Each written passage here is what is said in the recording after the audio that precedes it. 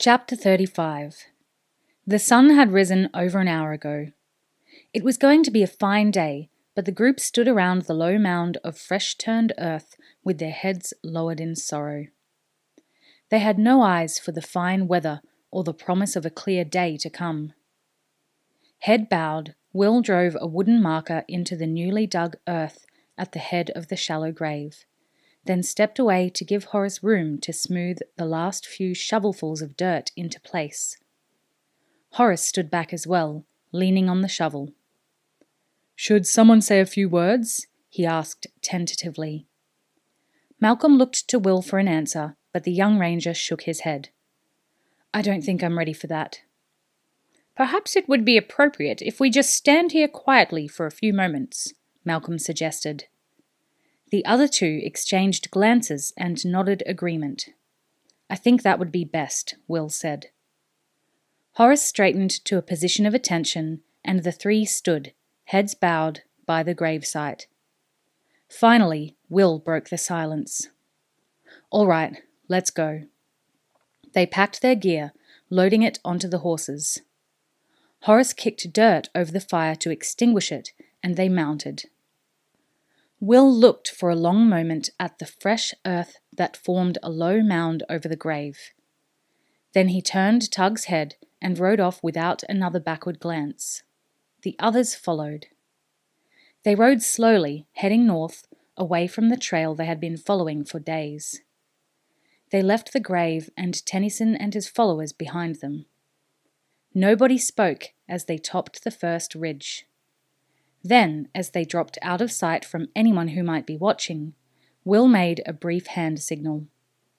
"Let's pace it up," he said, and the three of them urged their horses into a canter. A few hundred meters away, where the ground flattened out, and before it rose to yet another low ridgeline, there was a small copse of trees. He headed for it now, swinging slightly to the left, the others following close behind him.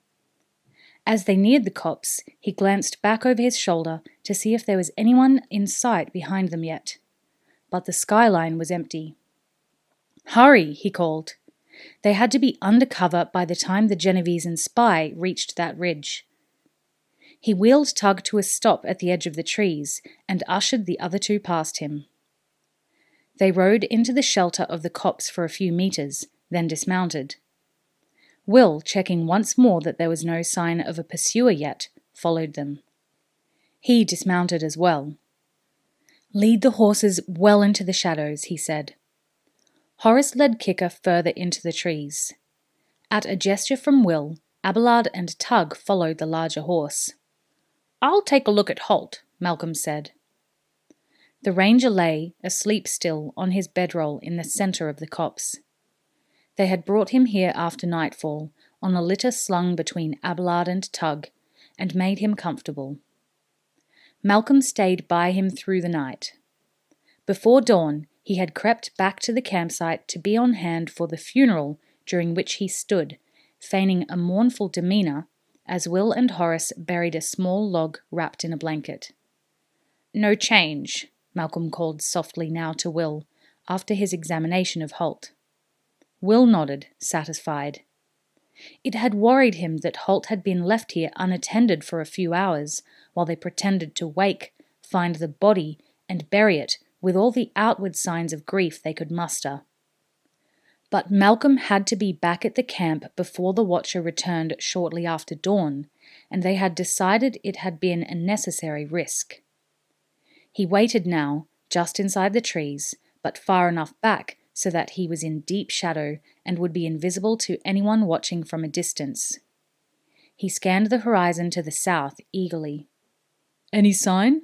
Horace said softly, as he and Malcolm moved to join Will. Horace had donned the cloak Halt had given him, and Malcolm was wearing Halt's own cloak. Every extra bit of concealment would help, and Will had instructed them both to keep their cows up and pulled well forward. "No, and for God's sakes, stop your bellowing!" Horace couldn't help smiling at Will's irritated reply.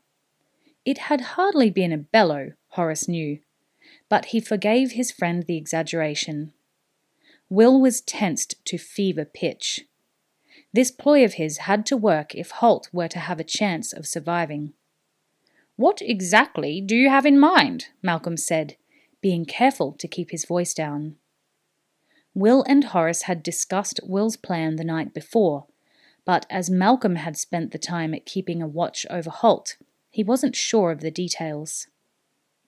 "I'm hoping he'll come to check that we've really gone," Will said. "And then you'll rush out and capture him?" Malcolm asked.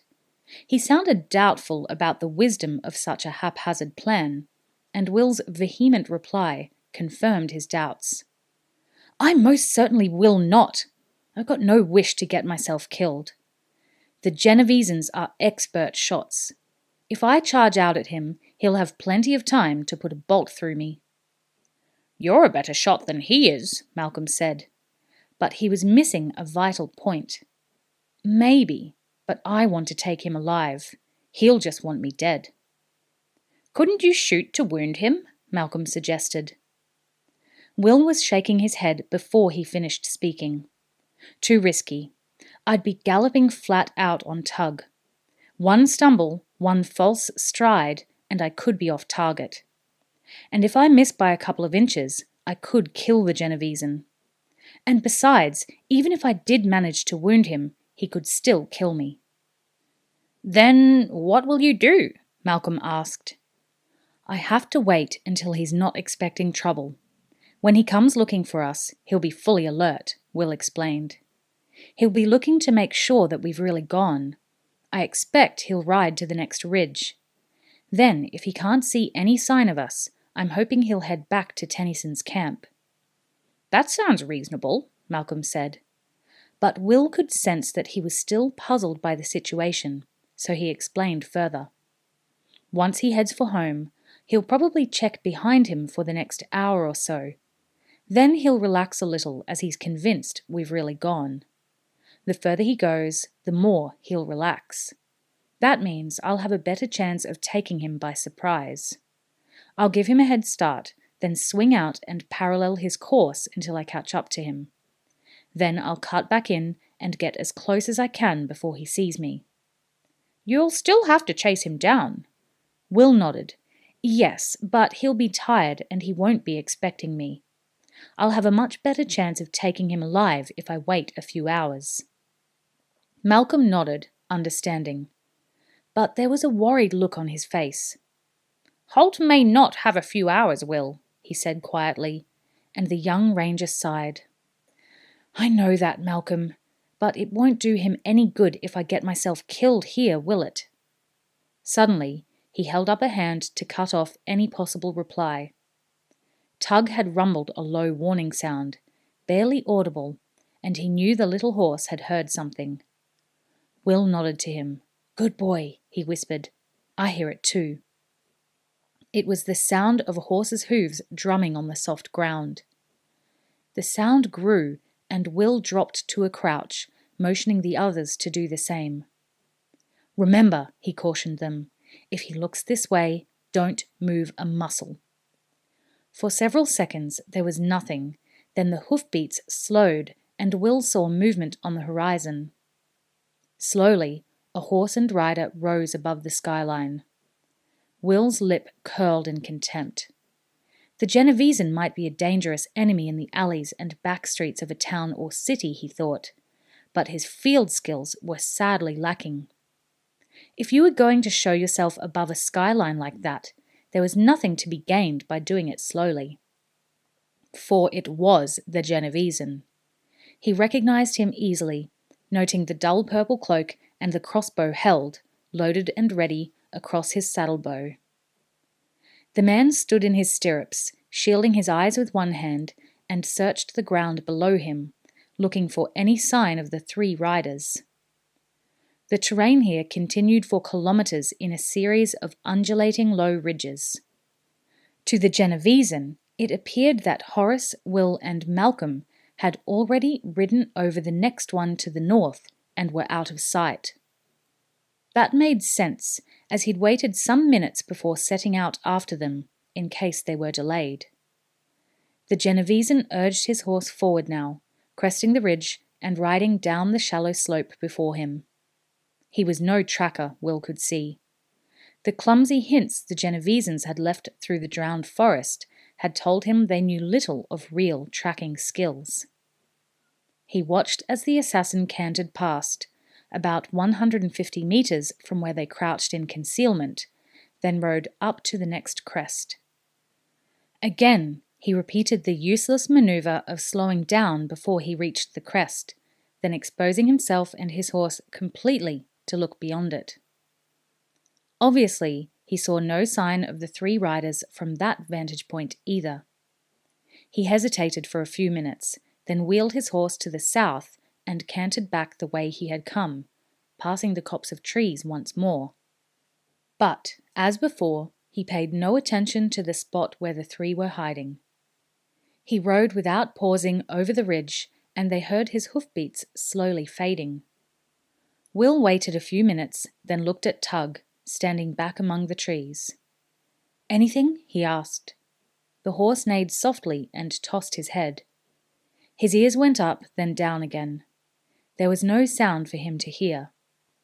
For the first time in perhaps 30 minutes, Will relaxed his tense muscles. He could feel the result of the tension across his shoulders. "You think he fell for it?" Horace asked. Will hesitated a second, then nodded. "I think so, unless he's double-gaming us. But I doubt that's the case. He's not very good in open country. Even you could probably fool him, Horace," he added with a grin. "Well, thank you very much," Horace said, raising an eyebrow at him. He was beginning to enjoy that expression.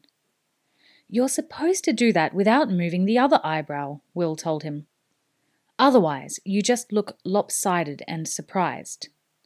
Horace sniffed in haughty disbelief. He was convinced he had that action down pretty well now, and the Rangers were simply jealous that he'd mastered one of their pet expressions. "So, what's next?" Malcolm interrupted. He knew these two, and he sensed that this exchange could go on for some time. Will turned to him, his mind back on the present situation. "I'll wait half an hour or so," he said. "I want him to be completely convinced that we've gone. Then I'll swing in a wide arc, cut back to find his trail, and catch up with him before he reaches Tennyson's camp." "And then you'll capture him," Horace said. Will nodded at him. "With any luck, yes." Malcolm shook his head in admiration. "Just like that," he said. It all sounded so simple. Will regarded him, a serious expression on his face. "Just like that." Then, realizing that he might be sounding a little boastful, he explained further. "I've got no choice, Malcolm, have I? You need to know which poison was used on the bolt, and he's the only man who can tell us." "So now we wait?" Horace said, and Will nodded. "Now we wait."